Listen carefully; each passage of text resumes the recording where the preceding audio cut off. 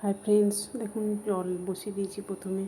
তারপর মুসুর ডাল ধুয়ে নিচ্ছি। এখানে আমি 100 থেকে 150 গ্রামের মতো মুসুর ডাল নিয়েছি, সিদ্ধ করতে দিয়ে দিলাম।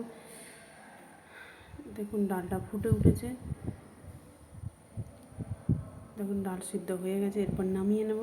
এরপর একটা ময়দা ব্যাটার বানিয়ে নেব। প্রথমে ময়দা নিয়েছি, তারপর নুন, চিনি আর ঘি দিয়ে দিলাম। এরপর দিয়ে দিলাম জোয়ান, সামান্য করে জল দিয়ে ময়দাটা মেখে ঢাকা দিয়ে রেখে দিলাম। তো আমার চ্যানেলে যারা নতুন আছেন একটা লাইক দিয়ে ভিডিওটা প্রথম থেকে শেষ পর্যন্ত দেখার অনুরোধ রইল।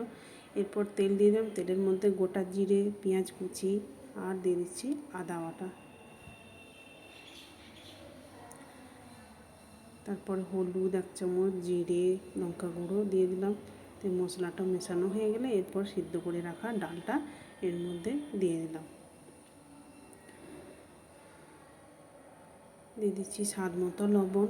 এই অবস্থায় আঁচটা একদম মিডিয়ামে রাখবো। আর দিয়ে দিলাম গরম মশলা। তো দেখুন আমার ডালের পুর রেডি হয়ে গেছে। এরপর নামিয়ে নেব।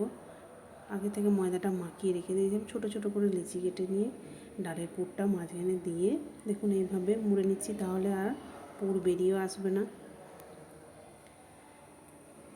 একই পদ্ধতিতে সবগুলোই আমি এইভাবে বানিয়ে নেব।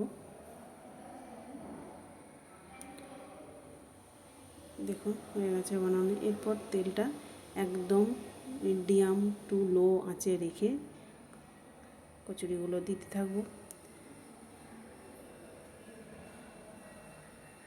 হালকা হালকা ফুলে উঠেছে দেখুন। এরপর আঁচটা আমি একটু বাড়িয়ে দেব। এইভাবে ভাজলে কচুরিগুলো খুব খাস্তা হবে।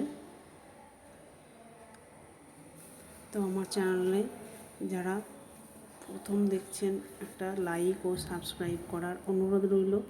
ভিডিওটি শেষ পর্যন্ত দেখার জন্য অসংখ্য ধন্যবাদ।